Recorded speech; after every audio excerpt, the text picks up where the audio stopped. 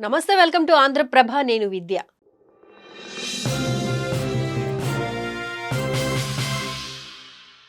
పాకిస్తాన్పై అగ్రరాజ్యం కన్నేసిందా? ఆ దేశంలోని అరుదైన ఖనిజాలను చేజిక్కించుకోవాలనే యోచనలో ఉందా? దాయాది దేశాల మధ్య మధ్యవర్తిత్వం వహించి లాభపడాలనే ప్రయత్నం అమెరికా వ్యూహమా? రెండు దేశాల మధ్య వైరాన్ని ఉపయోగించుకుని లబ్ధి పొందాలనుకుంటోందా? పాక్ తప్పటడుగులే అమెరికాకు అవకాశంగా మారాయా? ఉక్రెయిన్ రష్యా మధ్య తలదూర్చిన అమెరికా ఎలా లాభపడిందో మనమంతా చూసాం. ఇప్పుడు అదే పరిస్థితి పాకిస్తాన్కు రాబోతోందా అంటే అవుననే సంకేతాలే వినిపిస్తున్నాయి.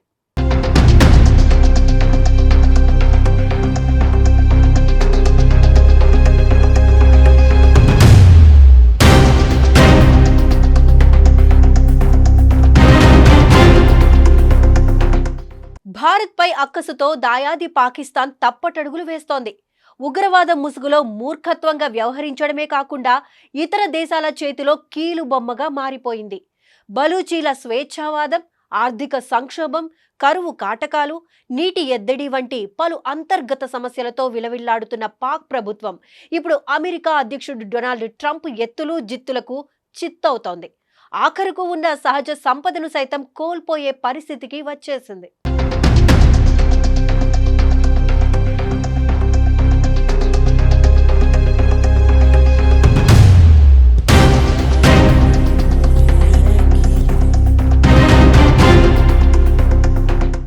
భారత్ పాకిస్తాన్ మధ్య యుద్ధ పరిస్థితుల నేపథ్యంలో తానే మధ్యవర్తిత్వం వహించి కాల్పుల విరమణకు ఒప్పించానంటూ అమెరికా అధ్యక్షుడు డొనాల్డ్ ట్రంప్ ప్రకటించుకున్న సంగతి మనందరికీ తెలిసిందే. ఇక అదే సాకును చూపించి పాకిస్తాన్లోని అరుదైన ఖనిజ సంపదను కొల్లగొట్టాలని ప్రయత్నాలు మొదలు పెట్టేసింది అమెరికా. ట్రంప్ కుట్రను అర్థం చేసుకున్నప్పటికీ ప్రస్తుతం పాక్కు అగ్రరాజ్యాన్ని ఎదిరించే శక్తి సామర్థ్యాలు లేవు. ఇప్పుడే కాదు, గతంలోనూ అమెరికాకు వ్యతిరేకంగా నిరసనను తెలిపే సాహసం పాక్ చేయలేదు. ఈ నేపథ్యంలో పాక్ నిస్సహాయతను ట్రంప్ తనకు అనుకూలంగా మార్చుకున్నారు. తమ దేశ భవిష్యత్తు కోసం పాక్ సహజ సంపదను దోచుకునే పనిలో పడ్డారు.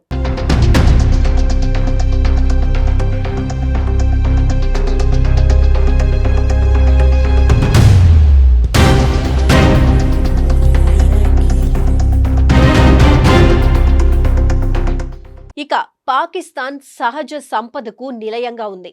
ఇక్కడ ప్లాటినం, సిరియం, నియోడైమియం, ప్రసోడైమియం వంటి అరుదైన మూలకాలతో పాటు అపారమైన ఇథియం గనులు, బాక్సైట్ నిల్వలు ఉన్నాయి. అలాగే రాగి, బంగారం, బొగ్గు గనులు, క్రోమైట్ కూడా విరివిగా లభిస్తాయి. ఈ క్రమంలోనే పాక్ భూభాగంపై ఆధిపత్యానికి అమెరికా రెడీ అవుతోంది. అంతేకాదు, తన ఆధీనంలో ఉన్న భూగర్భ వనరుల సంరక్షణ అంటూ సైనిక దళాలను సైతం పాక్లో దింపేందుకు సమాయత్తమవుతోంది.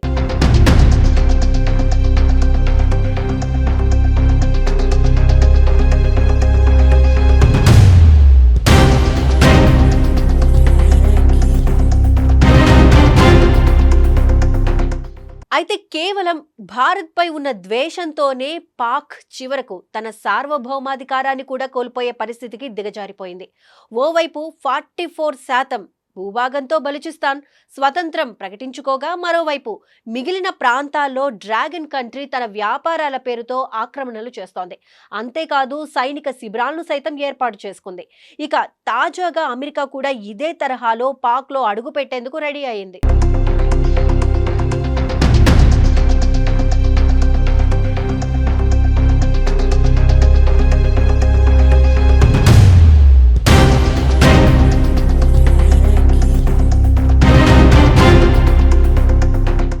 అరుదైన అపారమైన ఖనిజ సంపదపై అమెరికా కుట్రలను ఇటీవలే ఉక్రెయిన్ అధ్యక్షుడు జెలెన్స్కీ బయటపెట్టడంతో యావత్ ప్రపంచానికి తెలిసొచ్చాయి. రష్యాతో యుద్ధం నెలకొన్న నేపథ్యంలో ఉక్రెయిన్కు హెల్ప్ చేస్తామంటూ ముందుకు వచ్చిన అమెరికా భారీగా ఆయుధాలను ఇచ్చింది. తీరా చూస్తే వెపన్స్ ఇచ్చినందుకు బదులుగా ఖనిజాలున్న గనులతో పాటు ఉక్రెయిన్లో దాదాపు సగభాగంలోని సహజ వనరులన్నింటిపైన కూడా తమకు అధికారం ఇవ్వాలంటూ డిమాండ్ చేసింది. ఇప్పుడు ఇదే తరహాలో కాల్పుల విరమణ ఒప్పందానికి భారత్ను ఒప్పించానంటూ పాక్లోని ఖనిజాలను తీసుకునేందుకు సిద్ధమైంది. దీన్ని బట్టి చూస్తే దోచుకోవాలన్న లక్ష్యంతోనే సాయం పేరుతో పాక్కు చేయూత అందించిందని క్లియర్ కట్గా అర్థమవుతోంది.